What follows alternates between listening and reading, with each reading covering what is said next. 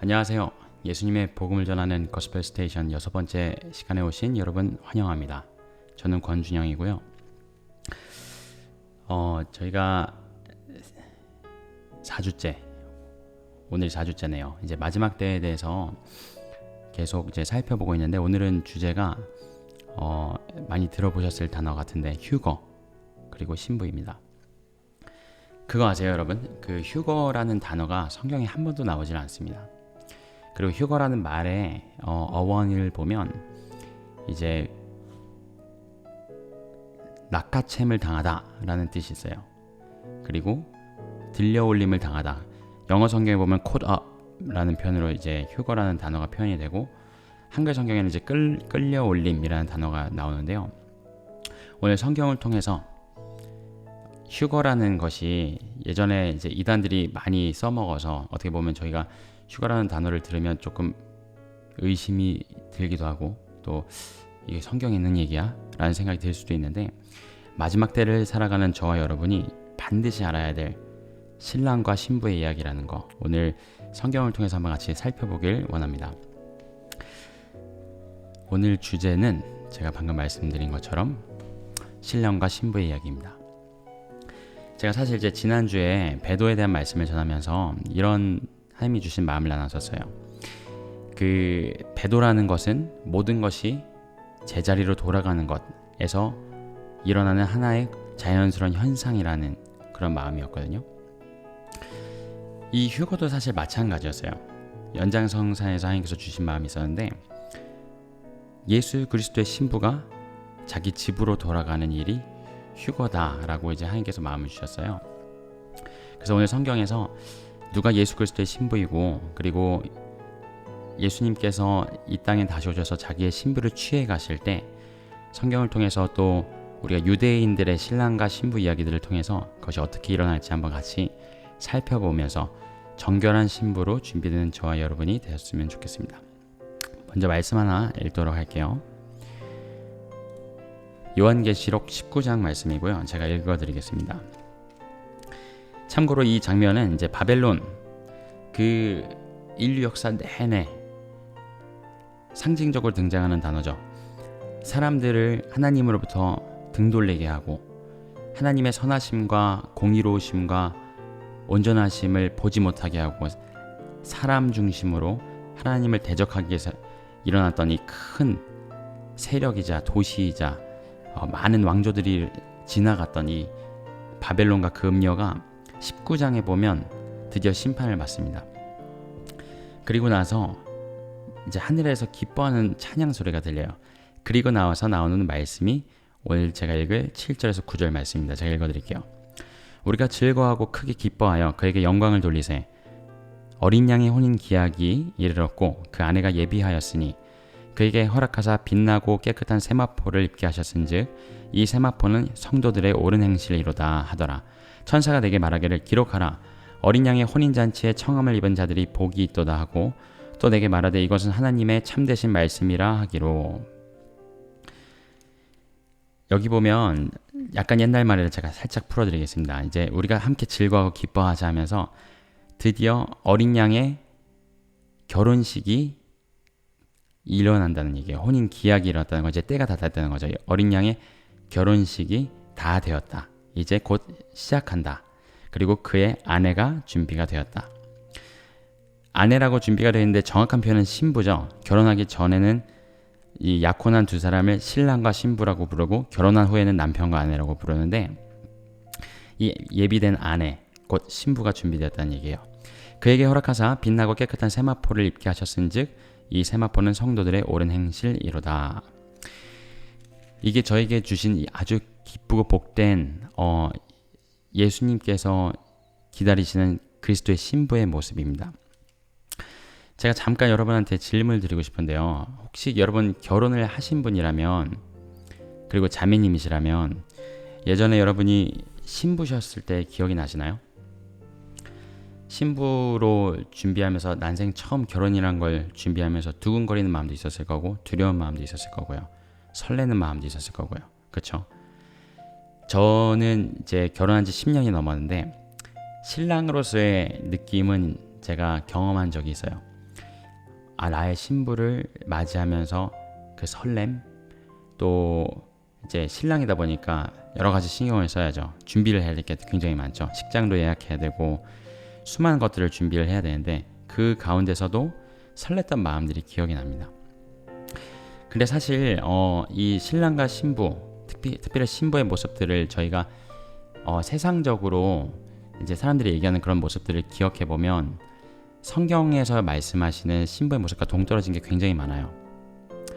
예를 들면 이제 신부들이 신랑을 고를 때 사랑의 관계이지만 또 이제 스펙도 보고요, 그렇죠? 또 세상적인 관점들도 보게 되고, 결혼식장은 어디서 해야 되지? 어떤 드레스를 입어야 되지?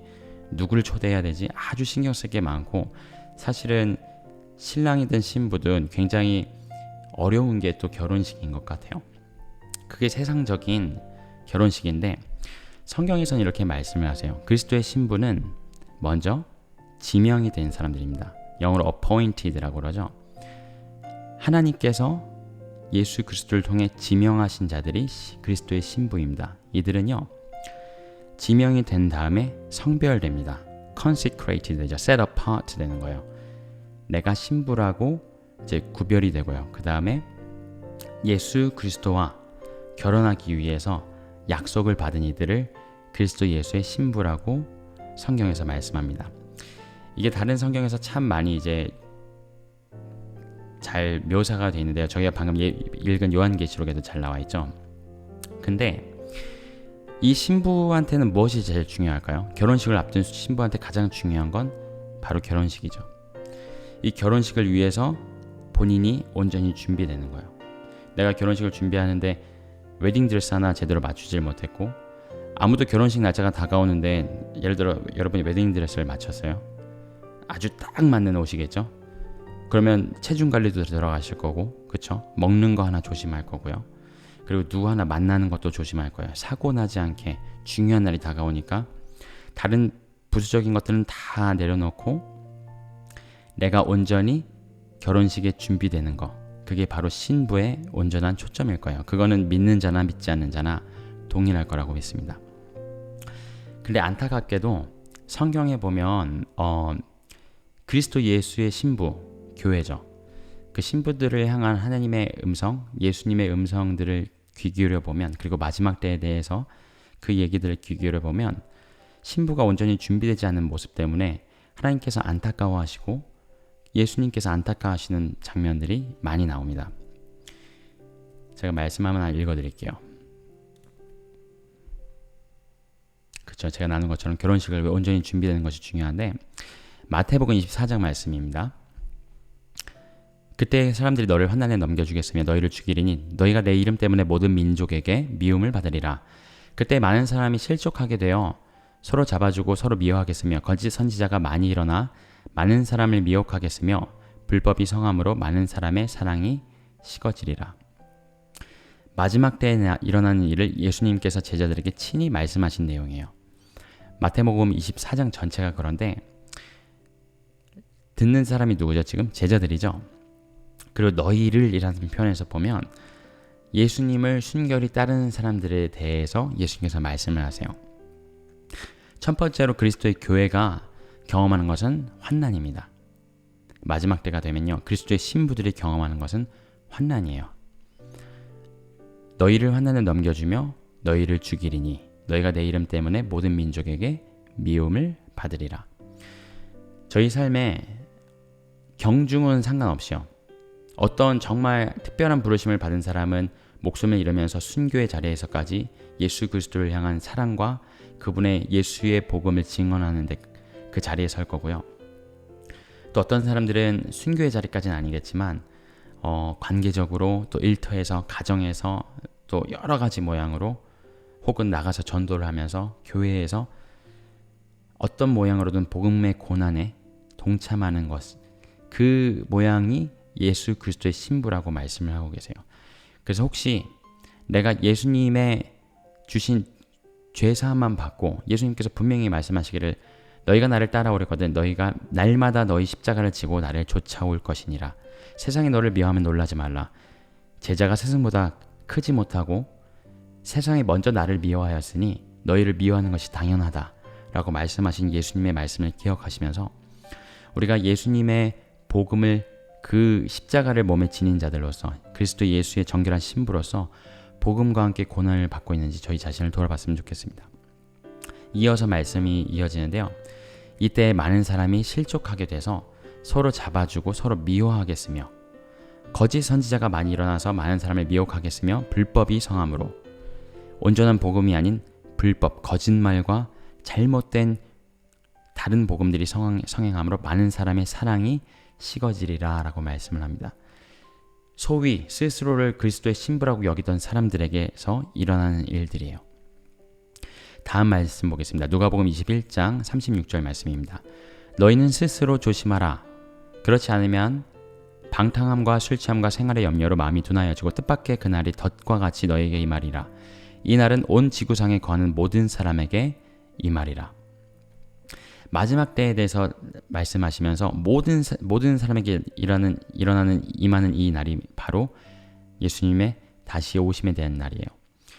예수님의 다시 오심을 이따가 이제 저희가 조금 신랑과 신부의 이야기를 돌아보면서 예수님의 재림과 휴거가 같은 사건인지 아니면 두 가지의 다른 사건인지를 자세히 살펴볼 겁니다. 그것을 살펴보기 전에 이 말씀에서 저에게 신부에게 경고하시는 음성을 저희가 먼저 마음에 새겼으면 좋겠습니다. 스스로 저희가 조심하지 않으면 방탕함과 술 취함과 생활의 염려로 저희의 마음이 둔하여져서 원래는 그날이 뜻밖의 날에 오지 않고 도적처럼 오지 않고 예전에 제가 데살로니가 말씀을 나눴었는데 거기에 나온 표현처럼 우리는 빛의 자녀이기 때문에 빛에 거하기 때문에 그날이 밤에 도적처럼 올 수 없다라고 분명히 말씀하셨거든요. 근데 방탕함, 술 취함, 생활의 염려들로 우리 마음이 둔하여지면 신부의 마음이 둔하여지면 그날이 뜻밖의 그날이 덫과 같이 갑자기 우리에게 온다고 합니다. 그래서 이 말씀을 저희가 경고로 사랑의 경고로 신부에게 주시는 성령의 사랑의 경고로 들으면서 다음 이야기를 살펴봤으면 좋겠습니다. 그러면 생각하실 거예요. 도대체 이 신부는 도대체 어떤 사람이 될 수 있을까? 왜냐하면 그 누구도 하나님 앞에서 저를 포함해서 제가 정말 그렇거든요. 정말 잠들기 쉽고 매일매일 반복되는 삶 가운데 일하고 정신없이 아이들 챙기고 요새는 이제 코로나 덕분에 매일 저희가 아이를 직접 가르치고 그 사이에서 또 일도 하고요. 또 집안일도 하고요. 셋째는 이제 6개월이 곧 돼서 등에 센서가 떨어져 내려놓으면 울고 굉장히 바쁘고 정신없는 분주한 삶을 살고 있어요. 근데 어떻게 내가 깨어서 예수 그리스도의 흠없고 정결한 신부가 될 수 있을까? 그게 제가 말씀을 계속 묵상하면서 고민하고 함께 여쭤보는 것들이었어요. 하나님께서 이렇게 말씀하십니다. 에베소서 말씀인데요. 제가 읽어드릴게요. 아내들이여 자기 남편에게 복종하기를 주께 하듯하라. 이는 남편이 아내의 머리됨이 그리스도께서 교회의 머리됨과 같음이니 그가 친히 몸의 구주시니라. 그러나 교회가 그리스도에게 하듯 아내들도 범사에 그 남편에게 복종할지니라. 남편들아 아내 사랑하기를 그리스도께서 교회를 사랑하시고 위하여 자신을 주심같이 하라. 이는 곧 물로 씻어 말씀으로 깨끗하게 하사 거룩하게 하시고 자기 앞에 영광스러운 교회로 세우사 티나 주름 잡힌 것이나 이런 것들이 없이 거룩하고 흠이 없게 하려 하심이니라. 아멘. 저희가 잘 아는 남편과 아내 결혼 생활에 대한 말씀이 에베소서에 나와요. 아내들이 남편에게 어떻게 해야 될지, 남편들이 아내들에게 어떻게 해야 될지에 대해서 먼저 말씀하시는데 사실 이게 결혼에 대한 말씀이지만 궁극적으로는 본질적으로는 그리스도와 그의 신부에 관한 말씀입니다. 성경에서 수많은 주님과 우리를 드러내는 그런 비유적인 표현들이 있는데요. 가장 많이 나오는 표현이 신랑 되신 예수님과 신부 되신 우리 몸된 교회인데요. 이 유해절에 이 22절에서 27절까지 이어지는 말씀에 보면 결혼에 대해서 말씀하시는 것 같은데 갑자기 뒤에 말씀에 이런 말씀이 나옵니다.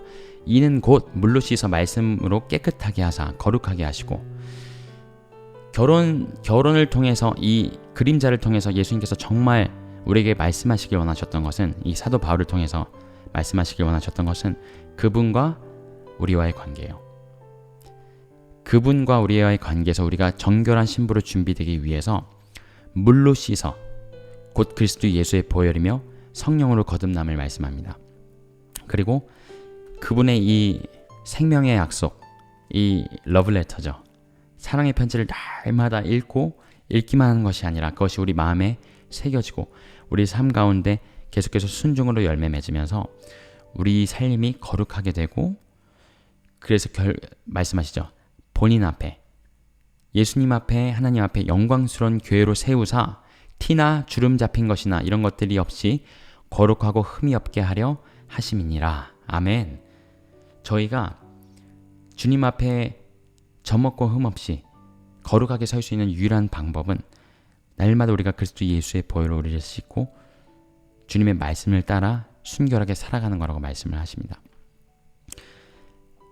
또 다른 말씀이 있는데요. 우리가 주님을 따라 살아갈 수 있는 참 유일한 길이며 능력을 이렇게 얘기하고 싶어요. 사랑입니다. 여러분 사랑해 보셨죠? 누군가를 사랑하게 되고 그래서 결혼도 하게 되고요. 혹시 결혼을 하지 않으신 분들도 만약 연애를 해보셨거나 누군가를 진짜 사랑하게 된다면 그게 꼭 남녀 간의 사랑이 아니더라도요. 놀라운 능력들이 나오는 걸 알게 돼요. 제가 설명하지 않아도 많이 경험해 보셨을 거예요. 두 남녀가 서로를 사랑하게 되고 연인이 되면 서로를 닮아가게 됩니다. 서로의 귀에, 서로의 말에 귀 기울이게 되고요. 부부 관계도 마찬가지죠. 그리고 다른 수많은 사랑의 관계도 가족이 서로를 닮고 부모와 자식이 서로를 닮고 좋은 것만 닮으면 좋겠지만 안 좋은 것도 닮죠. 그런 것처럼 우리가 주님을 따라가고 순결한 신부로 살아내고 준비되는 데 있어서 결론은 이겁니다. 그분을 뜨겁게 사랑함이에요. 그 사랑함이 신랑과 신부의 관계를 어떤 걸로 표현할 수 있겠어요? 계약의 관계요? 아니죠. 뭐 헌신의 관계요? 아니죠. 그거는 나중에 얘기죠. 사랑의 관계예요. 그분을 향한 순전하고 순결하고 온전한 사랑이 우리로 하여금 그분을 따라가게 하고 닮아가게 하고 고난의 자리까지 나아가게 하고 그분을 닮아가게 한다는 것입니다. 이 이야기들 하는 데 있어서 잠깐 제가 오늘 이제 주제는 아닌데 하나님께서 이걸 꼭 나누라는 말씀을 주셔서 잠깐 끼워 넣기를 하겠습니다. 관계와 결혼과 순결에 대한 이야기예요. 사실 저희 주변을 보면 깨어진 가정들이 참 많이 있습니다. 부인할 수 없는 사실이에요. 제 주위에도 있고요. 제 가정 중에도 있고요. 가족 중에도 있고요. 근데 이것만 기억하셨으면 좋겠어요. 사람과 사람이 스스로의 의지와 노력으로 이 관계는 해결할 수가 없어요. 그게 성경에서 말씀하시는 거예요. 우리가 깨어진 가정을 놓고 봤을 때 유일하게 해결할 수 있는 길은 예수 그리스도의 본을 따라가는 겁니다. 아까 저희가 읽은 에베소서 말씀에 남편들아 그리스도께서 몸된 교회를 사랑하신 것처럼 너희 아내를 사랑하라는 말씀이 있었는데 이렇게 권면을 해드립니다. 남편이 먼저 사랑을 해야 돼요. 남편이 먼저 아내를 그리스도께서 아내를 사랑함과 같이 사랑함이 없이 아내로부터 순종과 존경을 바라는 건 영적으로 순서가 맞지 않는 거예요. 부부간의 관계에 문제가 있다면 먼저 남편이 가정의 제사장으로서 가정의 머리를 세우신 남편이 예수 그리스도의 본을 따라해야 해요. 그것은 바로 내가 죽기까지 내 자신을 내려놓고 내 사랑하는 아내를 사랑하는 겁니다. 예수님께서 몸된 교회를 사랑하신 것처럼요. 아내들도 마찬가지입니다. 동일하게 예수 그리스도의 본을 따르셔야 돼요. 교회가 예수 그리스도에게 순종하듯 남편에게 순종하라고 하셨는데 예수님께서 먼저 순종의 본을 보이셨어요. 그는 근본 하나님의 본체시나 자기를 하나님과 동등됨을 취하지 아니하시고 자기를 낮춰 종의 형체를 가지고 이 땅에 오사 죽기까지 복종하셨으니 순종하셨으니 라고 말씀하시죠. 빌립보서 말씀에. 그런 것처럼 예수님께서 십자가에 죽기까지 순종하셨던 것들을 기억하시면서 동일한 얘기예요. 남편이 아내를 예수님께서 자기의 목숨을 내려놓으시고 사랑하신 것처럼 아내가 남편을 예수님께서 하나님 아버지의 뜻을 따라 자기 목숨을 내려놓기까지 십자가에 죽기까지 복종하신 것처럼 그 자리로 나아가야지만 우리의 깨어진 가정에 소망이 있습니다. 그리고 두 번째는 결혼이에요. 여러분 혹시 아직 결혼하지 않으신 분들이 있다면 잘 들으세요. 결혼은 절대 세상적인 것들의 개념이 들어올 수가 없어요. 아유, 우리가 믿는 사람이라도 그래도 저 사람 스펙은 봐야지, 가문은 봐야지. 그리고 세상적인 사람들의 논리에 얘기하면 집 있어요? 뭐 차 있어? 연봉은 얼마래? 잘생겼어? 수많은 얘기들을 할 수 있어요, 여러분. 근데 절대 결혼에 그런 세상적인 가치관을 넣으면 안 돼요. 아까도 읽었지만 예수 그리스도의 신부는요, 세상의 마음을 빼앗기지 않습니다. 세상적인 것을, 육적인 것을, 물질적인 것에 마음을 빼앗기지 않아요. 그거의 그림자가 저희의 결혼입니다. 남자와 여자가 부모를 떠나 한 몸이 되는 거죠. 혹시 결혼을 앞두고 있거나 결혼을 아직 하지 않으시는 청년분들, 제가 예수님의 마음으로 권면하고, 제가 여러분의 인생을 책임질 수는 없지만 하나님께서 반드시 여러분의 인생을 책임지실 것을 제가 경험했고 믿음으로, 제가 결혼 10년 차라니까요, 권면을 드리는데요. 절대 세상적인 기준으로 세상적인 말 들으시고 결혼할 배우자를 택하지 마세요.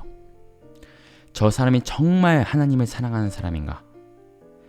정말 내가 이 연합을 이루어서 한 몸을 이루었을 때 내가 결혼 이후에 남은 평생에 우리 두 사람이 함께 그리스도 예수의 순결한 신부로 준비되어 갈 수 있는가?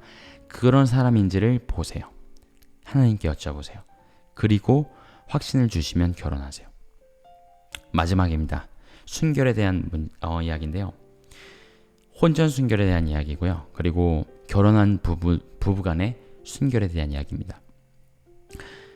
혼전 순결에 대한 얘기를 교회에서 예전부터 많이 했는데 이게 얼마나 중요한 건지 제가 말씀 하나만 나누고 말씀을 드릴게요. 고린도전서 6장 말씀입니다.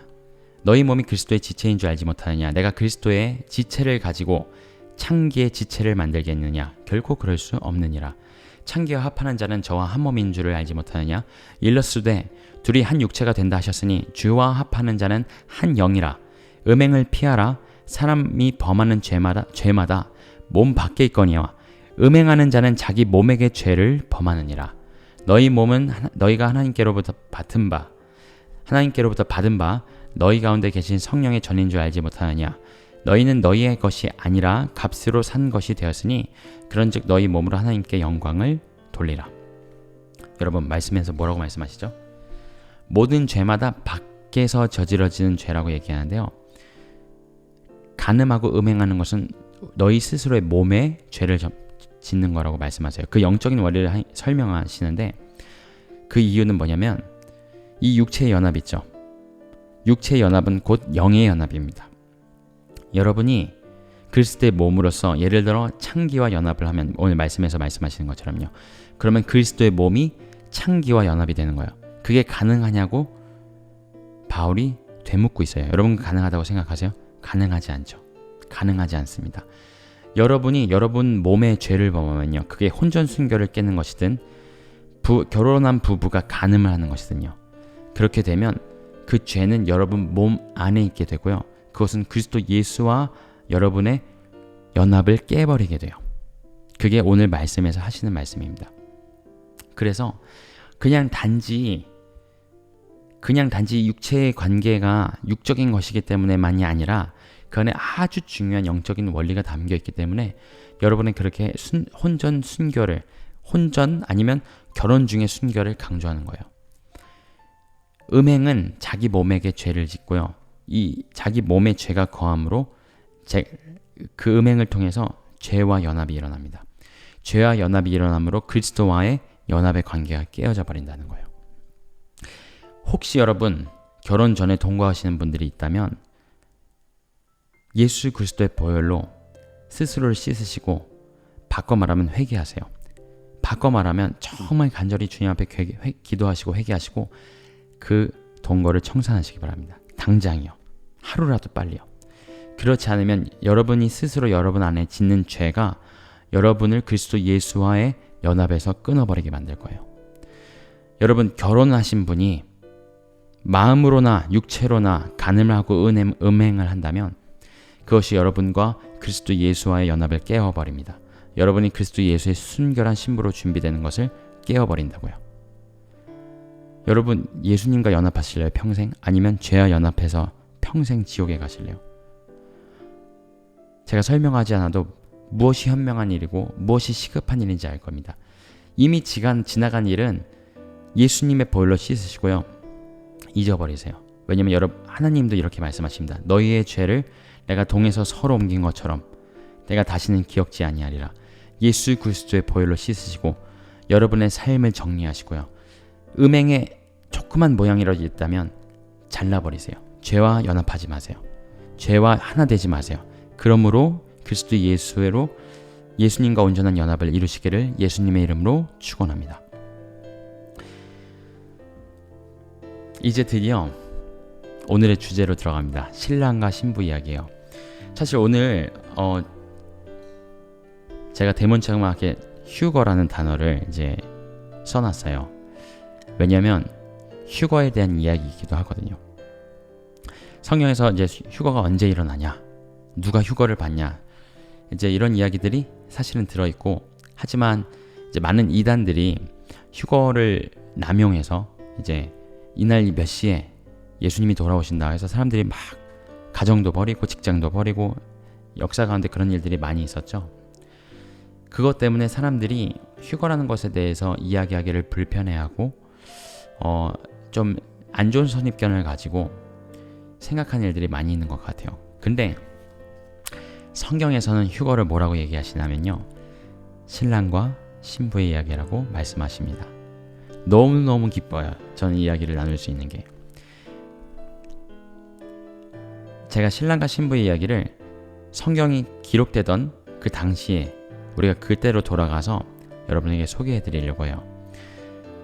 지금 이스라엘도 아니고 2000여 년 전에 이스라엘에서 신랑 신부가 어떻게 만나는지를 통해서 보면서 예수님께서 휴거나 아니면 이 그리스도와 교회의 신랑 신부됨을 얘기하실 때 그때 당시 유대인들이 쓰던 히브리 말로 쓰던 결혼 용어들을 굉장히 많이 씁니다. 그 용어들이 무엇을 의미하는지도 함께 살펴보면서 우리가 어떻게 예수님의 신부로 준비되어야 할지를 살펴보도록 하겠습니다.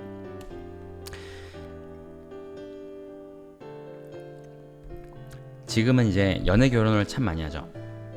그리고 저희 부모님 세대 때는 그래도 선도 보시고 정략 결혼이라는 것도 있었는데, 여러분 2000여 년 전에 유대 땅에서는요, 결혼식이 어떻게 이루어졌냐면요, 신랑이 이제 상상을 해보세요. 어떤 장터에 가셔서 마켓플레이스 같은 데 간 거예요. 가서 어떤 한 처녀를, 여인을 발견을 합니다. 그리고 그 여인을 보고 그 마음에 확신이 생겨요. 아, 저 사람 내 신부감이다. 그러면 뭐라고 어떻게 하는지 아세요? 먼저 이 남자가 여자한테 가서 얘기를 하지 않고요, 아버지한테 먼저 얘기를 합니다. 그게 그 당시에 풍습이었어요. 뭐라고 얘기를 하냐면요, 아버지, 제가 신부를 발견했어요. 제가 확신하는데 저 사람이 제 반쪽이 확신한 것 같아요. 제가 저 사람이랑 결혼을 하길 원합니다. 그러면 유대 문화에서 아버지가 아들을 이렇게 축복합니다. 아들아, 나는 네가 발견한 네 신부감이 너의 신부감임을 믿고 너를 축복한다. 이렇게 아버지의 허락이 떨어지면요, 이 남자가 여자한테 먼저 가게 돼요. 가게 돼서 어떤 표현을 쓰냐면요, 저와 함께 저희 아버지 집에 가실래요? 라는 표현을 쓰게 돼요. 그래서 제가 이걸 단계로 나눠봤는데, 이제 첫 번째는 신랑이 신부를 발견하고 선택함이죠. 그 요한복음의 말씀에 이런 말씀이 있습니다. 아버지께서 내게 주시는 자는 다 내게로 올 것이요 내게 오는 자는 내가 결코 내어 쫓지 아니하리라. 너무 재밌죠? 예수님께서 자기에게 오는 사람들을 뭐라고 표현하셨냐면 아버지께서 내게 주신 자라고 표현을 합니다. 그렇게 표현을 하세요. 그래서 마치 유대 결혼식 그 문화에서 신랑이 신부를 선택을 하고 아버지에게 그 이야기를 하는 것처럼 아버지께서 친히 아들의 신부를 그들에게로 이끄시고요. 또 아들이신 예수 그리스도께서는 아버지께서 나에게 허락하신 자들을 내가 결코 내어쫓지 않고 그들을 붙들겠다 말씀하십니다. 자, 이제 허락을 받았다고 했죠. 두 번째입니다. 두 번째 어떤 일이 일어나냐면요. 아버지께 허락을 받은 신랑이요, 신부를 위해서 떠나요. 자, 생각해 보세요. 이 신부는 아직 들은 게 아무것도 없어요. 신랑이 신부를 일방적으로 보고 결정을 했고 아버지에게 얘기를 했어요. 그리고 아버지의 허락을 받고 아버지의 집에서 떠납니다. 왜 떠날까요? 신부와 언약을 맺기 위해서 떠나요. 언약을 맺기 위해서요. 이제 저희가 봤던 요한복음 말씀에 이런 말씀이 있습니다. 내가 하늘로서 온 것은 내 뜻을 행하려 함이 아니요 나를 보내신 이의 뜻을 행하려 함이니라. 나를 보내신 이의 뜻은 내게 주신 자 중에서 내가 하나도 잃어버리지 아니하고 마지막 날에 다시 살리는 이것이니라. 내 아버지의 뜻은 아들을 보고 믿는 자마다 영생을 얻는 이것이니 마지막 날에 내가 이를 다시 살리리라 하시니라. 아멘. 뭐라고 하시죠? 예수님께서 이 땅에 오신 이유는 나를 보내신 이의 뜻을 행하려 함이니라. 아버지의 뜻이 뭘까요? 이 결혼 문화에 비춰보면 아들이 정한 신부감을 위해서 그와 언약을 맺으라고 아버지께서 아들을 보내신 거예요. 그게 하나님께서 예수 그리스도를 이 땅에 보내시고 내게 주신 자 중에, 아까 그 얘기 나왔죠? 내게 주신 자 중에 내가 하나도 잃어버리지 아니하고 그리고 내 아버지의 뜻은 아들을 보고 믿는 자마다 영생을 얻는 이것이니. 그래서 신랑이 아버지 집을 떠나 신부와 언약을 세우러 가는 것처럼 예수님께서 하늘 보좌를 버리시고 이 땅에 우리를 향해 오십니다. 근데 그때까지도 우리는 알지를 못했어요. 그 누구도 예수님을 알지 못했어요. 그 신부도 신랑이 자기를 그렇게 마음에 두고 아버지에게 허락을 받고 오는 걸 알지 못합니다. 자, 다음 장면입니다. 드디어 결혼 언약을 맺어요. 자, 이 결혼 언약을 맺기 전에 당연히 신랑이 신부한테 가서 자초지종을 설명을 하겠죠. 제 이름은 아무아무개입니다. 제가 예전에 장터에서 당신을 만나고 멀리서 보고 알게 됐고 그러면서 당신을 사랑하게 됐고 당신 내 신부감인 걸 확신하게 됐습니다. 프로포즈를 하는 거랑 똑같아요, 여러분. 이걸 성경적인 표현으로 얘기하면 청함을 받는 중이에요, 신부가. 잘 들어보세요. 신부는 이 얘기를 처음 듣습니다. 지금 문화로 치면은 굉장히 놀랄 일이죠. 이 사람 뭐야? 이상한 사람 아니야? 근데 그때 문화는 이게 자연스러웠어요. 신부에게 프로포즈를 합니다. 만난 첫날요. 그 프로포즈를 하는 내용은 이렇습니다.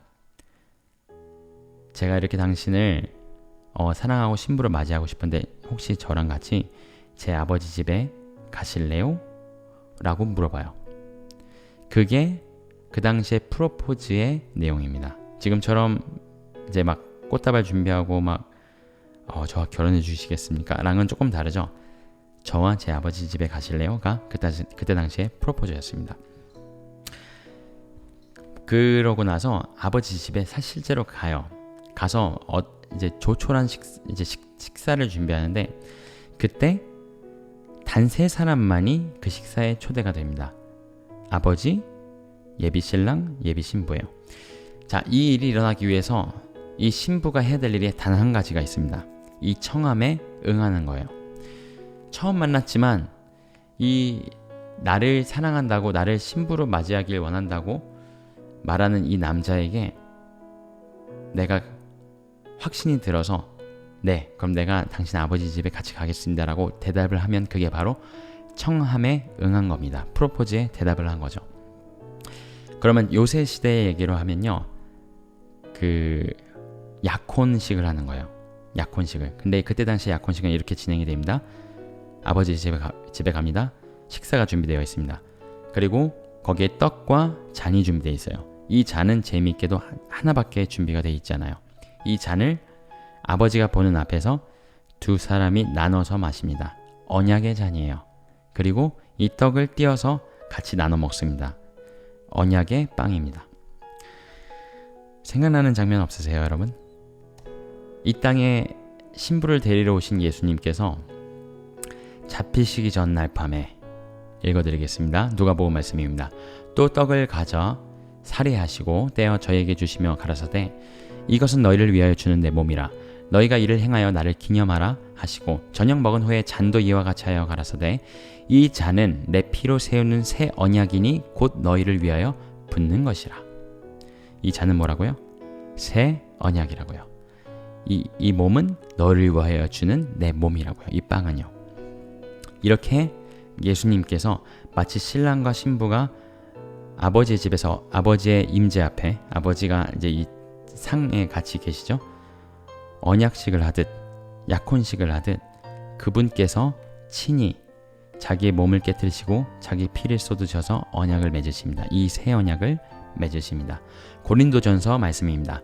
너희 몸은 너희가 하나님께로부터 받은 바 너희 가운데 계신 성령의 전인 줄 알지 못하느냐? 너희는 너희의 것이 아니라 값으로 산 것이 되었으니 그런즉 너희 몸으로 하나님께 영광을 돌리라. 여기에 값으로 산 것이 되었으니라는 표현이 나오는데요. 이렇게 언약식을 맺으면서 신부를 이제 집으로 돌려보내야 되거든요. 그때 해야 되는 일이 있어요. 그게 바로 신부의 몸값을 지불하는 겁니다. 갑자기 로맨틱해지지 않았죠? 이게 그때 당시 유대의 문화예요. 신부의 몸값을 신랑이 지불합니다. 이 언약식과 함께요. 이 값을 지불해야 이 언약식이 완료가 돼요. 근데 재미있게도 신명기나 이제 구약의 율법에 보면 이 율법들이 정확하게 나와 있어요. 그래서 신부의 몸값을 지불하면서 이 언약식이 완성이 되는데 방금 저희가 읽은 말씀에 보면 예수 그리스도께서 십자가에서 그 몸을 깨뜨리시고 예수 그리스도의 보혈을 흘리시면서 새 언약이라고 주셨던 이 잔을 나눠 먹으신 제자들에게 하신 말씀처럼 온 세상에 초대하십니다. 온 세상에 초대하세요. 내가 너의 영혼의 값을 지불하였다. 너의 죄값을 지불하였다. 그리고 너를 신부로 청한다. 그게 바로 예수님의 청함이었고 예수님께서 우리에게 주신 언약입니다. 그리고 나서 신랑은 아버지의 집으로 돌아가요. 이제 이 아버지의 집으로 돌아가는 건 이제 언약식을 집에서 마치고 신부를 집에 데려다 주었을 거 아니에요. 그러면서 그때 값을 지불해요. 신부를 데려다 주고 그 다음에 신랑이 집으로 돌아간대요. 아주 재미있게도 신랑이 이제 유대 풍습에 보면 이렇게 값을 지불하고 신부를 집에 데려다 주고 집으로 돌아간 이후에 결혼식 날까지 신부는 신랑을 보지 못합니다. 놀랍죠? 그게 유대 풍습이에요. 보통 이 기간이 평균적으로 1년 정도 걸렸다고 해요. 그때 당시에 풍습으로요. 짧은 기간 절대 아니죠. 자, 생각해 보세요. 신부는 이 프로포즈를 받았어요. 그리고 예비 신랑 아빠 집에 가서 약혼식도 했어요. 그리고 나서 집에 돌아왔어요. 이 몸값, 이제 뭐라고 해야 되죠? 신부의 몸값? 몸값이란 말이 좀 그렇지만 그쵸? 값도 지불했어요. 신랑이요. 그때부터 신부는 어떻게 사냐면요. 얼굴의 반을요. 베일로 가리고 삽니다. 재밌죠? 1년 동안요. 1년 남짓 동안 집에 있든 집 밖에 있든 밖을 돌아다니든 얼굴의 반을 베일로 가려요. 의미는요. 저는 약혼한 몸입니다. 저는 언약을 통해 누군가의 아내가 되기로 한 신부로서 결혼식을 기다리고 있는 사람입니다. 그러면 다른 사람들이 대시를 안 하겠죠. 그렇게 자기 얼굴을 반을 가리게 됩니다. 1년 동안요. 그럼 1년 동안 신랑은 뭘 할까요? 궁금하시죠? 신랑은요 1년 동안 아버지와 함께 집을 짓습니다. 신혼집을 지어요. 이 신혼집을 짓는데 재미있게도 주체는 아버지예요.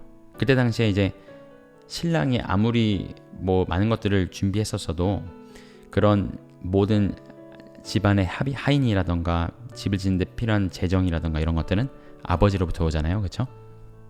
그래서 집을 짓는 이제 아버지 아들이 집을 짓는데 보통 아버지가 이제 take the lead, 주체적으로 집을 짓는다고 해요. 그게 1년 동안 지속이 됩니다.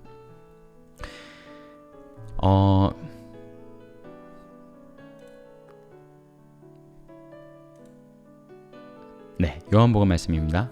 내 아버지 집에 거할 곳이 많도다. 그렇지 않으면 너에게 일렀으리라. 내가 너희를 위하여 처소를 예비하러 가노니. 이 말씀도 사실 제자들이 막 불안해해요. 예수님이 자꾸 막 십자가 얘기하시고 어디 가신다니까, 예수님 왜 그러세요? 저희를 두고 어딜 가시려고요? 잡히시기 전날 밤이에요. 이것도. 그때 예수님이 말씀하세요. 내 아버지 집에 거할 곳이 많도다. 그렇지 않으면 너희에게 일렀으리라. 내가 너희를 위하여 처소를 예비하러 가노니. 아멘. 예수님께서 친히 말씀하십니다. 그분의 신부를 위하셔서 친히 처소를 예비하러 가신대요. 그게 예수님께서 십자가에 달리셔서 언약을 완성하시고 우리에게 새 언약을 맺으시고 그리고 우리 곁을 떠나 이제 죽으시고 부활하시고 이제 승천하시죠. 승천하시면서 우리에게 하신 약속이에요. 너무 영광스럽죠. 저희는 예수님을 직접 본 적은 없어요. 마치 신부처럼요. 어느 날 그 예수님의 사랑의 이야기를 듣고 매료가 됩니다. 이게 내 얘기로 믿어져요. 나의 죄를 위해 죽으신 예수 그리스도가 믿어져요. 그분을 향한 순결한 사랑이 넘쳐나기 시작해요. 여전히 죄 많고 연약하지만 세상과 구별되기 시작합니다. 마치 이 문화에서 얼굴 반을 가린 것처럼요. 주변 사람들이 물어봐요. 친구들이 물어보고 가족들이 물어봐요. 너 갑자기 왜 그래? 너 왜 사람이 변했어? 왜냐고요? 예수 그리스도의 신부가 되었기 때문이에요. 예수 그리스도의 신부가 되고 나서 우리 삶이 구별됩니다. 세상으로부터 구별되고요. 그리고 나서 그분을 순결하게 기다리는 우리의 삶이 이루어지게 돼요. 예수님께서 승천하시고 나서 우리에게 주셨던 말씀처럼 우리의 처소를 예비하고 계십니다. 그리고 나서 아버지가 이제 주체가 아버지라고 하셨죠. 아버지가 아들에게 얘기합니다. 재미있게도 아들이 집이 언제 다 지어지는지 본인이 잘 몰라요.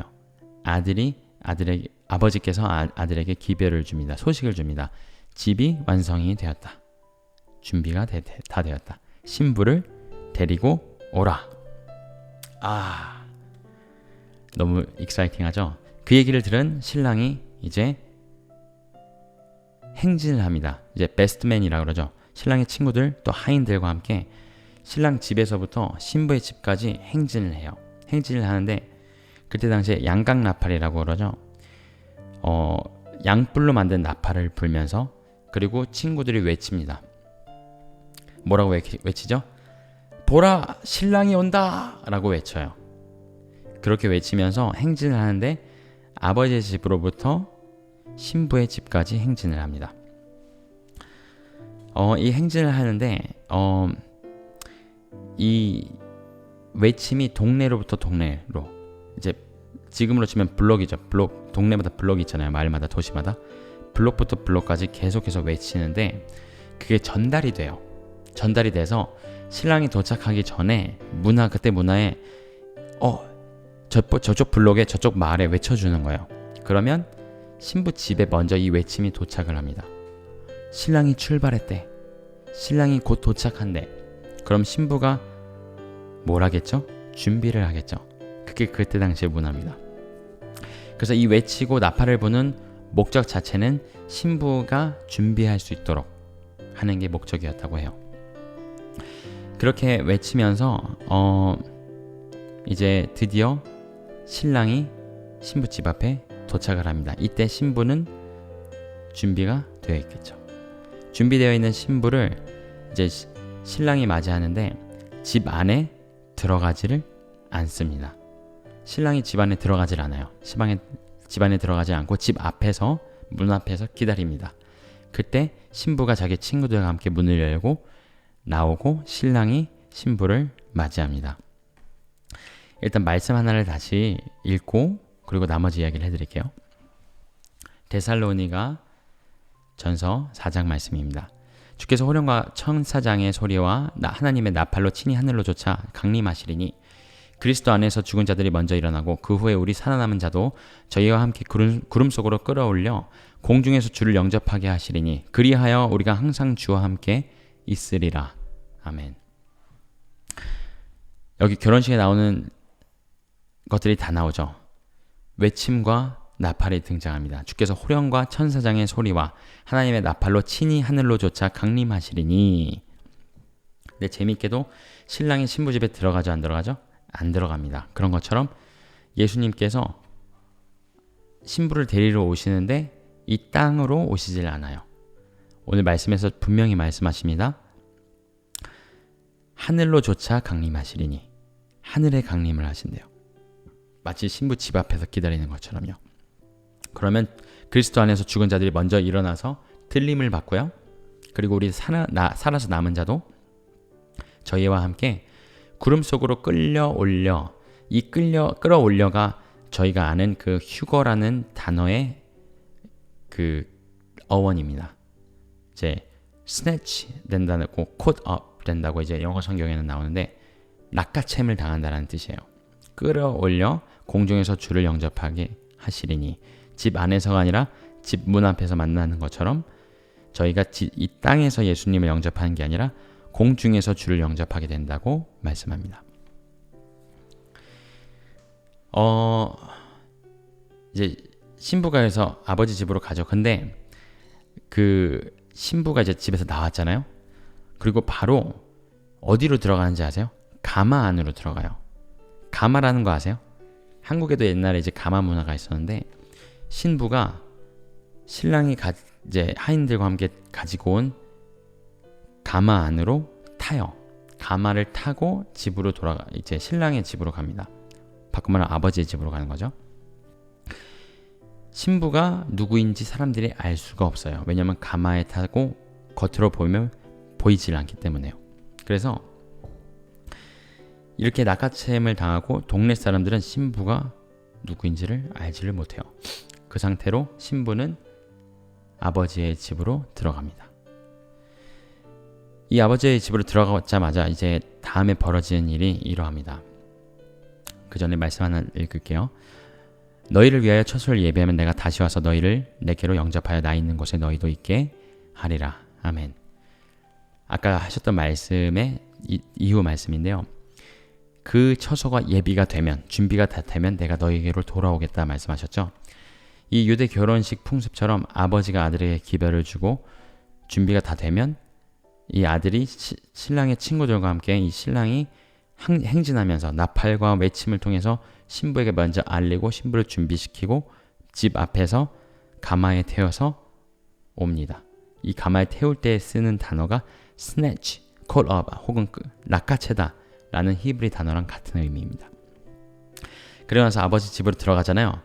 들어간 다음에 7일 동안 어떤 일이 일어나냐면요. 신혼방에 들어가요. 이 신혼방이 이제 히브리어로 후퍼라는 것입니다. 후퍼가 영어로 치면 이제 bridal chamber가 제일 비슷할 것 같아요. 그러니까 신혼방, 신랑과 신부만을 위한 이 두 사람만을 위한 은밀하고 유일한 공간이에요. 다른 그 어느 누구도 들어갈 수가 없는 이 공간에 바로 들어가요. 7일을 머뭅니다. 7일 동안 그 안에서 온전한 연합을 이루어요. 이제 첫 신혼밤을 치르는 거죠. 신혼밤을 7일 동안 치른다고 생각하시면 돼요. 그 7일간 이루어지는데 이 7이라는 단어 하면 생각나는 거 없으신가요? 이제 원래 휴거를 내게 하면 사람들이 이게 대환란 전에 있냐, 중간에 있냐, 후에 있냐 여러 가지 의견들이 많고 신학적인 이제 해석들이 분분한데 이 유대 풍습을 놓고 보면요. 이 유대 풍습에는 신부가 아버지 집에 들어가고 7일간을 은밀한 중에 있습니다. 7일간 은밀한 중에 있으면서 그때 밖에서 무슨 일이 일어나냐면요. 사람들이 신부가 누군지를 몰라요. 모르고 그리고 7일이 흘러갑니다. 마태복음 말씀인데요. 제가 이 말씀을 읽어드릴 테니까 7일이 무엇을 의미하는지 한번 생각해 보세요.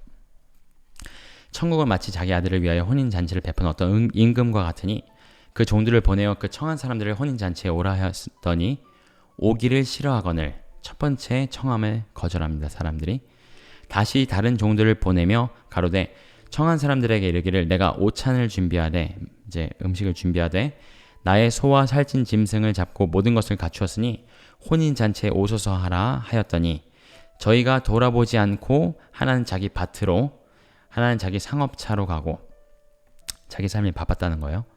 남은 자들은 종들을 잡아 능욕하고 죽이니. 자, 이게 예수님께서 제자들에게 말씀하셨던 천국 비유입니다. 천국은 마치 자기 아들을 위해서 결혼식을 준비한 어떤 왕과 같다, 임금과 같다라고 말씀을 하셨어요. 청함을 많은 사람들이 받습니다.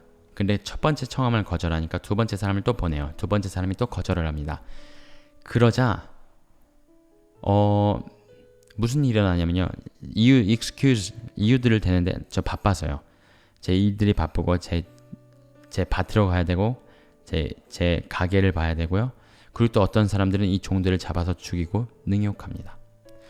이 일들이 일어나자 다음 절에 이렇게 말씀합니다. 임금이 노하여 군대를 보내어 그 살인한 자들을 진멸하고 그 동네를 불사르고 이에 종들에게 이르되 혼인잔치는 예비되었으나 청한 사람들은 합당치 아니하니 사거리 길에서 가서 사람을 만나는 대로 혼인잔치에 청하여 오너라 한대 종들의 길에 나가 악한 자나 선한 자나 만나는 대로 모두 데려오니 혼인잔치에 손님이 가득한지라. 아멘.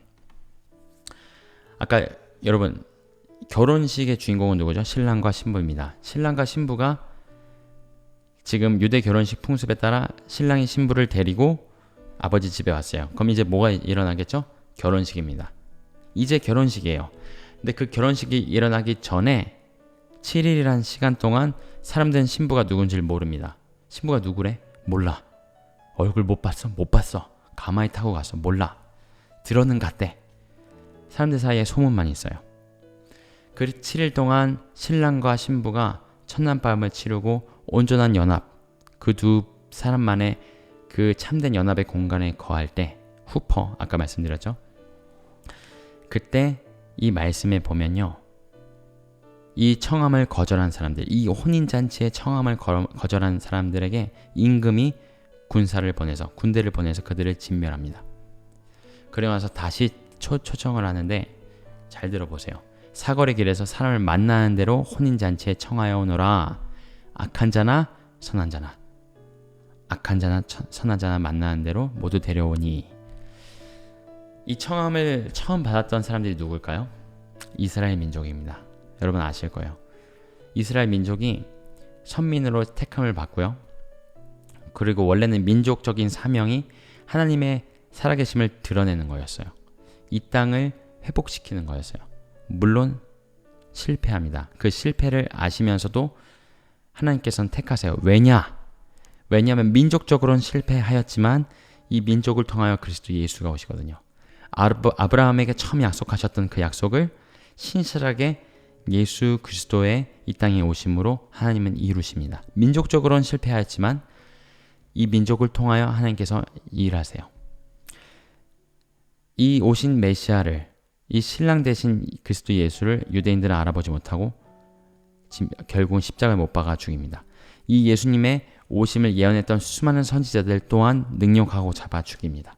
그리고 수많은 사람들이 청함을 받지만 자기 삶의 마음이 어두워져서 이 청함을 거절합니다. 이 청함이 어떻게 되죠? 열려져요. 모든 사람에게 열려집니다. 예수님께서 새 언약, 아까 제가 말씀드렸죠? 새 언약을 주시면서 이 잔은 내 피로 주는 언약이니 너희가 마셔라 하면서 모두를 위한 언약이라고 말씀하세요. 여태까지는 이 말씀을 맡았던 아브라함의 자손들, 이스라엘 민족에게만 있었던 이 언약이 모든 사람에게 열려집니다. 마치 이 비유에 나오는 것처럼 다시 청하는데, 너희들이 청하는데 아무나 데리고 와라. 악한 자나 선한 자나. 여러분, 구원받은 거, 우리가 예수 그리스도의 신부로 청함을 받은 건 저희의 공로가 1도 없습니다. 여러분, 모두 전적인 그분의 은혜이며 예수 그리스도께서 피값 주고 언약을 주시며 피값을 주고 우리를 사신 바 된 거예요. 근데 신부로서 단 하나의 조건이 있습니다. 이 청함을 응해야 돼요. 많은 사람들이 청함을 받았다고 합니다. 성경에서 말씀하세요. 근데 택함을 받은 자는 적다고 말씀하십니다. 바꿔 말하면 이 청함, 나의 신부로 내가 너를 사랑해서 내 목숨을 내려놓고 십자가에서 너의 죄를 대신해서 내가 너를 대신해 죽었단다. 너를 신부 삼기 위해, 너를 사랑하기 때문에 나와 함께 이 결혼식에, 이 혼인잔치에 함께하겠니 초청하시는 그 청함에 많은 사람이 청함을 받았지만 응답한 사람이 적었다는 거예요. 그래서 이제 이 복음이 온 열방 가운데 펼쳐지죠. 그런 것처럼 이 악한 자나 선한 자나 만난 대로 모두 데려오니 이 혼인잔치에 손님들이 가득합니다. 제가 잠깐 그 7일간의 이후에 어떤 일들이 일어나는지 말씀드리고 마저 말씀을 볼게요. 7일 후에 어떤 일이 일어나냐면요.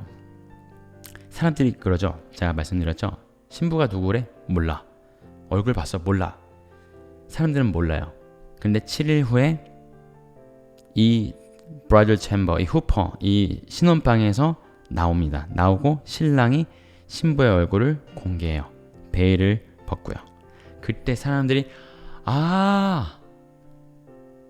저 사람이 신부였구나 하고 알게 돼요. 동네 사람들이요. 처음으로 모두 앞에서 신부가 누구인지를 공개하는 장면입니다. 이 일이 어떻게 일어나는지를 이제 성경에서 말씀을 하세요. 제가 성경으로 다시 돌아가 보겠습니다. 먼저 이 마저 말씀을 읽어드릴게요. 임금이 손을 보러 들어올 때 손님들이 이제 많이 왔다 그랬죠 아까. 거기서 예복을 입지 않은 한 사람을 보고 가로되 친구여 어찌하여 예복을 입지 않고 여기 들어왔느냐 하니 저가 유구무원이거늘 임금이 사환들에게 말하되 그 수족을 결박하여 바깥 어둠에 내어 던지라 거기서 슬피 울며 이를 갈미 있으리라 하니라. 여러분 사랑으로 성령께서 우리에게 경고하시는 음성을 신부들에게 하시는 경고의 음성을 듣기를 원합니다. 여기 보면요 많은 사람들이 청함을 받았어요. 그래서 이 혼인잔치에 손님들이 가득했다고 합니다. 선한 자나 악한 자나 부한 자나 가난한 자나 상관없이요. 근데 그 중에 임금이 이제 손님들을 보러 나왔는데 아는 사람을 봐요. 여기서 알 수 있죠. 친구요. 스트레인저가 아니라 이 임금이 아는 그에게 묻습니다. 친구여 어찌하여 예복을 입지 않고 여기 들어왔느냐. 여러분 잘 들으세요. 이게 성령께서 우리 스스로 그리스도의 신부라고 여기는 자들에게 주시는 경고입니다. 우리가 청함을 받은 것만이 전부가 아니에요. 청함을 받았으면 저희가 그것에 응답을 하고 택함을 받은 자리까지 나아가야 한다는 거예요. 그리고 그 택함을 받는 자리에 성경에서 말씀하시는 기준이 하나 있습니다. 그게 바로 예복을 갖추는 거예요. 다른 요한계시록에 나오는 표현으로 보면 깨끗한 세마포를 입는 거예요. 그 세마포가 뭐라고 말씀하시냐면요. 이는 성도들의 옳은 행실이라 라고 말씀하십니다. 그게 여기 나오는 예복, 어찌하여 예복을 입지 않고 여기 들어왔느냐랑 같은 말씀이에요. 그러면 이렇게 생각하시는 분들 있죠. 우리가 옳은 행실을 해야 구원을 받습니까? 신부로 준비가 됩니까? 아니죠. 청함을 받은 것의 응답이 바로 자연스럽게 열매 맺는 것이 우리 삶의 거룩으로 열매 맺는 거라는 거예요. 여러분 생각해 보세요. 아무리 신부가 네, 저 좋아요. 당신의 신랑으로 맞아드리겠어요. 그 프로포즈 제가 받아들이고 싶어요. 얘기한다고 한들, 그 말이 있다고 한들, 고백이 있다고 한들 그 신부가 얼굴을 베일로 가리고 다니잖아요. 사람들의 대시를 여전히 즐겨요. 그리고 다른 남자들의 호감을 갖고 마음을 팔아요. 심지어는 몸을 팔고요. 신부라고 스스로는 생각하면서요. 그리고 전혀 신부로서 준비를 하지 않습니다. 결혼 날짜가 다가오는데 그날이 다가오는 걸 알면서도 여전히 결혼식에 준비되지 않은 모습들이 가득해요. 영적으로, 생각으로, 육체적으로, 생활적으로 모든 면에서요. 그냥 온갖 세상의 염려들과 세상 것들, 물질적인 것들, 육적인 것들을 추구하고 쫓고 있어요. 그 사람은 신부의 청함은 받았죠. 청함은 받았어요. 택함을 받은 신부라고 얘기할 수 있을까요? 아니요. 그게 바로 여기에 나오는 이 말씀에 나오는 친구여. 모르는 사람에게 얘기하는 게 아니에요. 친구여. 어찌하여 예복을 입지 않고 여기 왔느냐. 이의 반응이 어떻죠? 이 친구의 반응이 이렇습니다. 슬피 울며 이를 갈미 있으리라. 여러분 어떤 상황에서 여러분 슬피 우고 이를 가세요? 이를 언제 갈죠? 고통받을 때 이를 가나요? 아니죠. 고통을 받으면 소리를 지르죠. 너무 아파서요. 그럴 때 우는 건 슬퍼서 우는 게 아니죠. 아파서 우는 거예요. 고통스러워서 우는 거예요. 근데 여기 나오는 두 단어 슬피 울며 이를 가는 건 둘 다 동일하게 한 가지 때문에 저희가 보통 하는 반응인데요. 억울해서 그래요. 억울해서요. 내가 이 왕의 임금의 친구라고 불리는 삶을 살았어요. 모르는 사이가 아니에요. 근데 나는 내가 청함을 받았다고 생각을 했는데 나는 신부로 준비가 됐다고 착각을 했는데 막상 가보니까 그러지 못했던 거예요. 그래서 원통하고 분해서 내가 알았으면 내가 예복을 갖춰야 되는 걸 알았으면 예복을 입고 왔을 텐데 내가 왜 그걸 못했을까? 근데 때는 너무 늦은 거예요, 여러분. 그게 예수님께서 말씀하시는 천국 비유입니다. 여러분 잘 들으세요. 스스로 내가 신부라고 여기고 내가 스스로 청함을 받았다 여긴다 할지라도 그 청함을 거절하는 사람들도 있어요. 하지만 그 청함을 받았다고 스스로 생각할지라도 거기서 끝이 아닙니다. 신부로서 거룩하고 순결하게 준비되어야 돼요. 다시 한번 말씀을 봅니다. 아까 말씀드렸죠. 신부를 공개합니다. 그리고 나서 예수님께서 이 신부들과 함께 돌아오세요. 이 땅으로. 이 말씀을 보고 그리고 마지막으로 어떻게 신부로 준비될지 보면서 오늘 말씀을 마치겠는데요. 이제 사람들이 많이 헷갈려 할 수 있는 부분이 이거예요. 휴거와 재림은 같은 사건인가? 성경은 분명히 말씀합니다. 휴거와 재림은 두 가지 다른 사건이에요. 바꿔 말하면 휴거가 먼저 있습니다. 신부 집에 신랑이 문 앞에 와서 신부가 나오면 가마에 태우고 스네치, 그게 휴거랑 같은 단어라 그랬죠. 낚아채서 아무도 신부를 보지 못한 상태에서 가마에 태우고 아버지의 집에 들어간 다음에 7일이 흐릅니다. 그 7일이 뭘까요? 7년 대환란입니다. 요한계시록에서 말씀하시는요. 저희가 방금 본 말씀에 보면 임금이 사람을 보내서 이 청함에 응하지 않은 자들을 진멸합니다. 그리고 예복을 입지 않은 자들이 밖으로 나가서 원통해하는 장면들이 나옵니다. 그게 바로 7년간 일어난 일이에요. 왜냐하면 이 7일 동안 신랑과 신부는 이미 연합을 이뤘거든요. 그리고 요한계시록을 보시면서 여러분 이 요한계시록에 심판에 대한 내용들이 참 많이 나오는데요. 심판은 누구를 위해 준비된 걸까요, 여러분? 이것만은 기억하시면요. 요한계시록을 읽는데 여러분이 참 많은 것들을 쉽게 분별하실 수가 있어요. 여기서 나온 심판은 모두 사탄과 그를 따르는 무리들을 위해서 준비되었습니다. 하나님은 자녀를 심판하지 않으세요. 하나님은 자녀를 훈계하십니다. 그래서 이렇게 생각하시면 되는데요. 악인과 의인이 함께 받는 심판들이 성경책에 많이 나와요. 그것은 훈계입니다. 근데 악인과 의인이 함께 받지 않는 심판들이 나와요. 마치 소돔과 고모라에서 그래도 아브라함이 그렇게 하나님께 기도하면서 이렇게 얘기하죠. 의인이 있으시더라도 거기 주님께서 멸하시겠습니까? 악인과 의인을 함께 멸하시겠습니까? 하나님이 얘기하세요. 아니, 내가 그럴 수 없다. 그러고 나서 롯과 두 딸들만 구원을 받죠.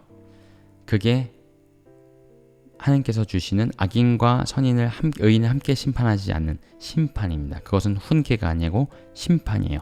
죄가 하나님의 기준에 찼을 때 하시는 심판입니다.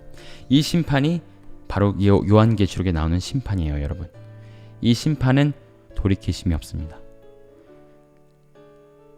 심판의 대상은요, 사탄과 그를 따르는 무리들입니다. 그렇다면 이해가 돼요, 여러분. 인류 역사상 순교하는 사람들이 수없이 많이 있었어요. 그리고 마지막 때에 그런 환난을 당하는 사람들도 있을 거예요. 왜냐하면 신부로 준비되지 않았기 때문에요. 하지만 이 신부로 준비되지 않은 사람들 가운데도 구원을 받는 사람들이 있다고 성경은 말씀합니다. 근데 그리스도 예수의 신부로 준비된 사람들은요, 이 7일 온전한 안식일 얘기하는, 그리고 연합을 얘기하는 이 7일, 바꿔 말하면 이 땅에서는 환난이 부어지지만 7년 동안 감추어짐을 당하는 거예요. 그분의 집에서, 아버지의 집에서 우리 신랑 되신 예수님과 온전히 연합하면서요. 그리고 나서 7년이 지나고 뭐라 그랬죠? 신부를 공개한다 그랬죠? 신부를 공개하면서 이 땅에서 일어나는 사건은 이 땅에 주의 신부들과 함께 돌아오시는 예수님의 재림입니다. 바로 이것이 바로 예수님의 재림이에요. 말씀 읽겠습니다. 스가랴 말씀입니다. 내가 열국을 모아 예루살렘과 싸우게 하리니 그때 여호와께서 나가서 열국을 치시되 이왕 전쟁 날에 싸운 것 같이 하시리라. 그 날에 그의 발이 예루살렘 앞 곧 동편 감람산에 서실 것이요. 자, 어디 서신다고요? 감람산 꼭대기에 예수님께서 승천하셨다고 사람들이 믿는 곳에 The Chapel of Ascension, 이제 승천교회라는 교회가 세워져 있어요. 진위는 저희가 알 수는 없죠. 근데 그 감람산 정상에 예수님의 발이 닿는다고 스가랴서에 예언이 되어 있습니다. 아까랑 다르죠? 아까는 공중에서 우리가 호련히 변화되어서 주님을 배운다고 했어요. 하늘로 솟아 공중에서 주님을 배우리니 라고 표현이 되고요. 스가랴서에 나오는 이 예수님의 재림 장면에는 예수님의 발이 감람산 정상에 닿게 된다요. 자, 감람산은 그 한가운데가 동서로 갈라져 예수님의 발이 닿는 순간 감람산이 갈라집니다. 매우 큰 골짜기가 되어서 산 절반은 북으로 절반은 남으로 옮기고 그 산 골짜기는 아셀까지 미칠지라. 너희가 그의 산 골짜기로 도망하되 유다왕 우시아의 때에 지진을 피하여 도망한 것 같이 하리라. 나의 하나님 여호와께서 임하실 것이요 모든 거룩한 자가 주와 함께 하리라. 어떤 장면이냐면요, 적그리스도가 온 만국을 꿰어서요 예루살렘을 포위합니다.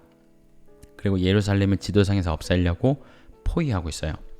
그때까지도 이스라엘 민족 유대인들은요 예수님을 알아보지 못하고 있어요. 그때 그들이 이런 고백을 하게 됩니다. 아까 신랑이 행진할 때 외치는 고백이 있죠. 그게 뭐냐면요, 보라 신랑이 온다, 신랑을 환영합니다 라는 고백이거든요. 그거를 히브리 말로 바루카바 베셈 아도나이 라고 합니다. 찬송하리로다 주의 이름으로 오시는 이여. 이게 이제 저희 한국말로 번역된 얘기인데, 이게 바로 신랑을 greeting 할 때, 맞이할 때 쓰는 표현이에요. 그때서야 비로소 유대 민족이 우리가 이방 종교 창시자라고 생각했던, 절대 저 사람만은 우리의 메시아가 아니라고 생각했던 예수 그리스도, 예슈아를 그들의 메시아로 알게 돼요. 그러면서 막 애통해하는 장면이 나와요. 그때, 바로 그때, 그 드라마틱한 장면에 이스라엘은 아무도 도와줄 사람이 이제는 없어요. 미국이 지금 많이 도와주죠. 그때는 미국도 없습니다. 적그리스도가 천하 만국을 깨워서 이 7년 대환란 마지막에 아마겟돈 전쟁의 한복판이에요. 이때에 예수님의 발이 감람산 정상에 닿습니다. 너무 멋있죠, 여러분? 그때 누구랑 오시는지 아세요? 천사들이랑 오시냐고요? 아니요. 제가 다시 읽습니다. 나의 하나님 여호와께서 임하실 것이요 모든 거룩한 자가 주와 함께 하리라. 누구랑 오신다고요? 모든 거룩한 자. 성경에서 한 번도 천사를 저런 단어로 표현한 적이 없어요. 주의 성도들을 표현할 때 저렇게 표현하십니다. 바꿔 말하면요, 7일간 신랑과 함께 신부를 이제 함께 시간을 보냈던 신부가 많은 사람들 앞에서 얼굴이 공개되는 것처럼요, 휴거 끌려올림을 당해서 아버지의 집에 갔던 주의 성도들이 주님과 함께 주님이 재림하실 때 이 땅에 다시 돌아온다는 얘기입니다. 그리고 그들이 주와 함께 적그리스도와 그를 따르는 무리들과 싸우게 됩니다. 말씀 하나만 더 말씀드릴게요. 계시록 말씀입니다. 내가 하늘이 열린 것을 보니 보라 백마와 그것을 탄 자가 있으니 예수님이죠. 그의 이름은 충신과 진실이라. 그가 공의로 심판하며 싸우더라. 그 눈은 불꽃 같고 그 머리에는 많은 관들이 있고 또 이름 쓴 것 하나가 있으니 자기밖에 아는 자가 없고 또 그가 피 뿌린 옷을 입었는데 그 이름은 하나님의 말씀이라 칭하더라. 하늘에 있는 군대들이 희고 깨끗한 세마포 옷을 입고 백마를 타고 그를 따르더라. 그의 입에서 예리한 검이 나오니 그것으로 만국을 치겠고 친히 그들을 철장으로 다스리며 또 친히 하나님 곧 전능하신 이의 맹렬한 진노의 포도주 틀을 밟겠고. 자, 예수님께서 흰 말을 타시고 재림하십니다. 그가 공의로 심판하시면서 적그리스도와 만국과 함께 싸우시고 적그리스도를 물리치십니다. 누구랑 같이 오시냐면요. 하늘에 있는 군대들이 희고 깨끗한 세마포 옷을 입고 백마를 타고 그를 따르더라. 누구죠? 하늘에 있는 군대들. 천사라고 생각하실 수도 있겠지만 이 하늘에 있는 군대들은 희고 깨끗한 세마포 옷을 입고 백마를 타고 예수님을 따릅니다. 천사들은 백마를 타지 않죠. 천사들은 희고 깨끗한 세마포 옷을 입고 있지 않아요. 오직 주의 성도들이 그렇습니다. 주의 신부들이고요. 주의 신부들이 7년 대환란이 지나고 나서 마지막 때의 아마겟돈 전쟁 한복판에 예수 그리스도와 함께 재림하여 그와 함께 싸우고 적그리스도를 물리칩니다. 그게 바로 이 마지막 때의 장면입니다. 그러고 나서 예수님께서 다윗의 보좌에 앉으셔서 1000년 동안 온 지구상을 다스리세요. 이 천년 왕국은 다음 시간에 혹은 나중에 말씀을 나누도록 하겠습니다. 오늘 말씀을 마치면서 여러분, 제가 휴거는 신랑과 신부의 이야기라고 말씀드렸죠. 왜냐하면 신부가 자기의 집으로 돌아가는 이야기가 휴거이기 때문이에요. 휴거는 예수님의 재림과 따로 분리된 두 가지 다른 사건입니다. 휴거는 공중에서 그분이 신부를 데리고 올라가시는 사건이고요. 재림은 예수님께서 7년 대환란 후에 아마겟돈 전쟁이 있을 그때에 주의 성도들, 본인의 신부들을 데리고 이 땅에 돌아오시는, 그래서 적그리스도를 물리치시고 그 발이 감람산 정상에 닿을 때 반이 갈라진다 그랬죠. 그리고 정말 아무도 도와줄 사람이 없는 유대인들이 그로 도망쳐요. 그리고 그들을 위해서 싸우십니다. 그 사건이 바로 재림입니다.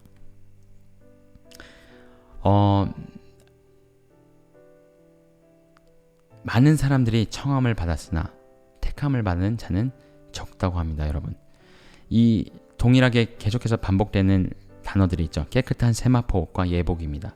그게 바로 우리가 신부로서 준비되는 것이에요. 여러 번 말씀드렸지만 세상 것으로부터 자유로워지셔야 돼요. 세상 것으로부터 자유로워지지 못한다면 우리가 신부로서 결코 준비될 수가 없습니다. 마태복음 22장, 제가 방금 말씀드린 말씀인데요. 청함을 받은 자는 많되 택함을 입은 자는 적으니라. 이 말씀을 마지막으로 드리면서 정말 당부해드리고 싶은 말씀이 있어요. 우리가 청함을 받았지만 우리가 날마다 예수 그리스도 그분을 순결히 사랑하고 그분을 따라 거룩의 열매를 맺어가지 않으면 저희는 신부로서 준비될 수가 없다는 사실이에요. 이 거룩의 삶이 부담으로 느껴지시면 안 돼요. 왜 내가 이 약혼하고 이 긴 시간 동안 나는 약혼자예요. 그래서 자유롭게 살 수도 없고 조금 부자유스러운 것 같고 억압받는 것 같고 라고 생각하신다면 그게 아니라 우리가 이 약속을 받음으로 참 자유함으로 나아가는 것이라고 믿으시길 바랍니다. 그리고 이 신부로 준비되는 원동력은 뭐라고 말씀드렸죠? 사랑입니다. 사랑. 그분을 순전히 사랑함이에요. 그분을 순전히 사랑하려면 저희가 그분의 사랑을 날마다 더 깊이 느껴야 할 줄로 믿습니다. 그리고 마지막으로 이 말씀, 청함을 받은 자는 많되, 많은 사람들이 청함을 받았지만 택함을 받은 자는 적으니라. 이 말씀을 꼭 기억하시면서 우리 삶이 내가 그냥 청함을 받았다고, 내가 그래서 그것에 응답했다고 끝이 아니라 순결하게 오실 나의 신랑이신 예수 그리스도를 준비함으로 준비되는 순결한 신부로 준비되는 저와 여러분이 되길 예수님의 이름으로 축원합니다. 제가 기도하고 오늘 말씀을 마치도록 하겠습니다. 사랑하는 주님, 이 아름다운 신랑과 신부의 이야기를 통하여 이 사랑의 이야기, 거룩의 이야기, 신부가 자기 자리로 돌아가는 이야기, 본향으로 돌아가는 이야기, 그리고 그 신부가 신랑과 함께 이 땅에 돌아온 이야기를 나눠주심에 감사를 드립니다. 얼마나 복된 소망인지요, 주님. 비록 이 땅을 버타여 살고 있고 이 땅을 디디며 살고 있지만 이 세상에 있는 것들을 본받지 않고 이 세상에 마음 빼앗기지 않고 오직 순결하게 주님의 신부로 살아가는 저희 한 사람 한 사람이 되기를 간절히 기도합니다. 주님, 특별히 이 세마포 옷을 준비하고 예복을 준비할 수 있도록 주님께서 지혜를 주시옵소서.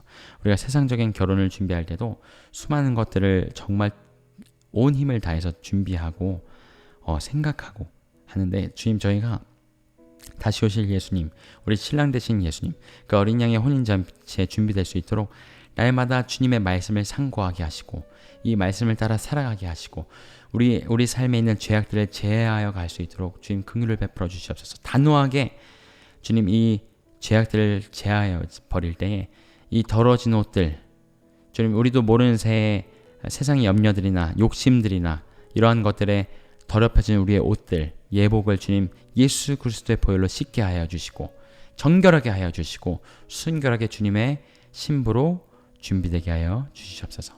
그래서 주님께서 이 땅에 주님의 신부들을 데리러 오실 때에 공중에서 주님을 배우는 영광을 얻게 하시고 이 첫째 부활에 참여한 자들은 둘째 사망의 해를 입지 않는다 말씀하셨는데, 주와 함께 주 안에서 일어나 이 땅에 다시 돌아와서 주님 다윗의 보좌에서 예수의 나라, 오직 예수 그리스도만이 다스리시는 그 나라에서 주님의 사랑과 공의로 온 열방을 함께 다스리며 주님의 이 나라를 이뤄가는 주님의 신부여 군사로 세워 주시옵소서. 주님의 사랑과 은혜에 감사드리며 우리의 신랑 되신 예수님의 이름으로 기도드렸습니다. 아멘. 오늘도 늦은 시간까지 함께 해주신 여러분 사랑과 축복의 감사의 말씀을 전하고요. 다음 시간에도 예수 그리스도의 복음으로 또 마지막 때에 대해서 성경에서 말씀하시는 말씀을 가지고 여러분 찾아뵙겠습니다. 감사합니다. 사랑하고 축복합니다.